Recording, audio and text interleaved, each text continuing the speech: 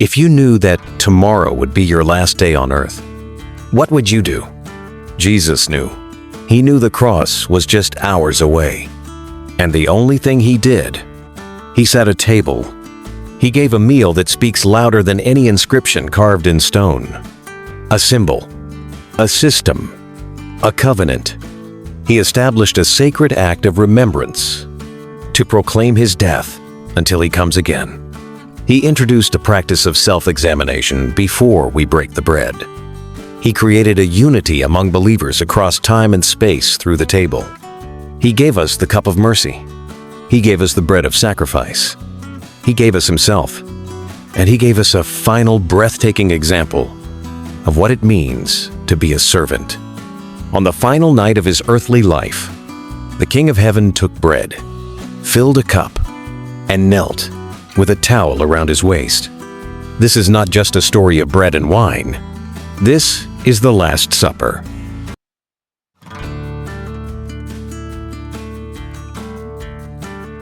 Preparations. The upper room and a hidden plan. Jerusalem buzzed with the energy of Passover. Pilgrims filled every street, every home, every inn. It was the season to remember the miraculous night when God delivered Israel from Egypt. In the midst of the crowd, Jesus gave quiet, curious instructions to two of his disciples. Go into the city. You'll meet a man carrying a jar of water. Follow him. He will show you a room furnished and ready. A man carrying a water jar? That was unusual. In those days, fetching water was a woman's task.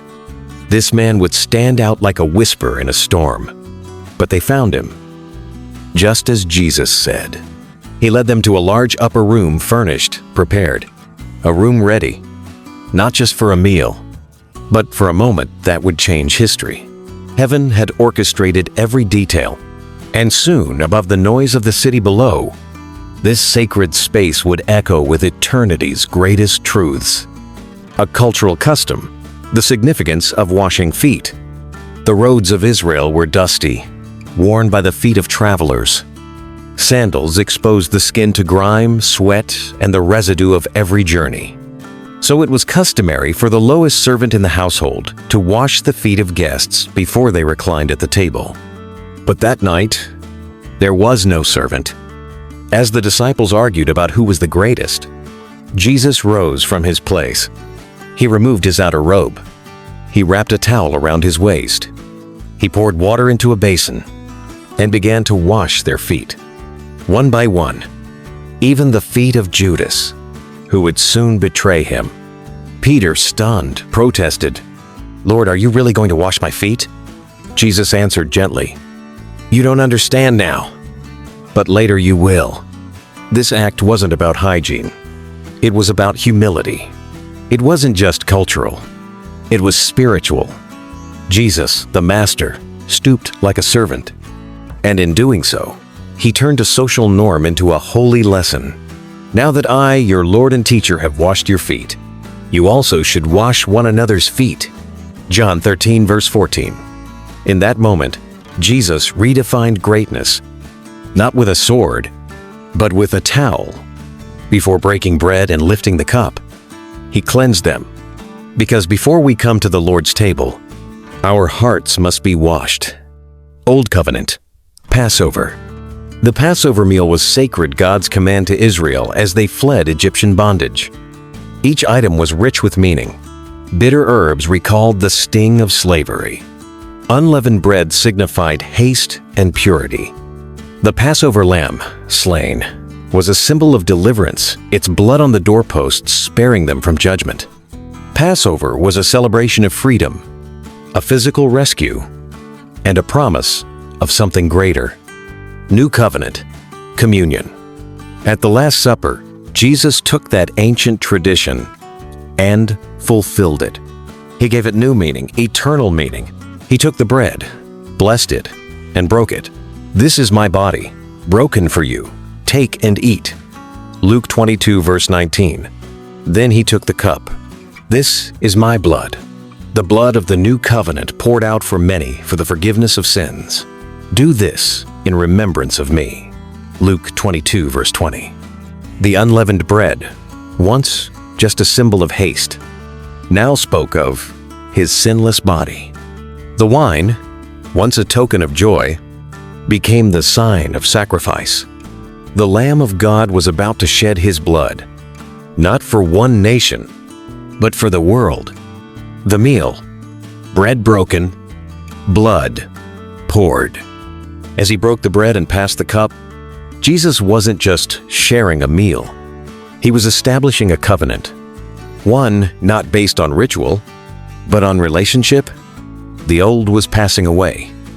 The Lamb of God was preparing to take away the sins of the world. He didn't ask them to understand everything. He only asked that they remember the power of the table then and now. That sacred table still calls us. Today, when we gather for communion, we step into a timeless moment where humility comes before holiness, where washed feet reflect cleansed hearts, where we reflect on the cross and are renewed by grace. The Apostle Paul said, "Let a person examine himself then, and so eat of the bread and drink of the cup." 1 Corinthians 11 verse 28. This is no ordinary meal. It is a holy feast for the soul. Prayer. Lord Jesus, thank you for loving us so deeply. Thank you for establishing the new covenant. Thank you for communion. Thank you for the cross. And thank you that the story isn't over. You're coming again. Teach us to serve like you did, with no pride, no conditions, no limits. Help us to love with hearts that are humble and open. Every time we receive communion, may we always remember, you died for us, you rose for us, and you are coming back for us. Let this never be just a routine. Let it never be shallow. Burn it into our hearts, Lord. Wash us clean. Purify us. Make us one. Your church, your body, people of every race, tribe, and tongue, united by your blood. May we live in remembrance of your sacrifice daily. May we serve with joy. And may we wait for your return with burning hope. This is our prayer. Through Christ our Lord. Amen. I know you have been blessed. Kindly subscribe to my YouTube channel. Please comment, like, and share. God bless you.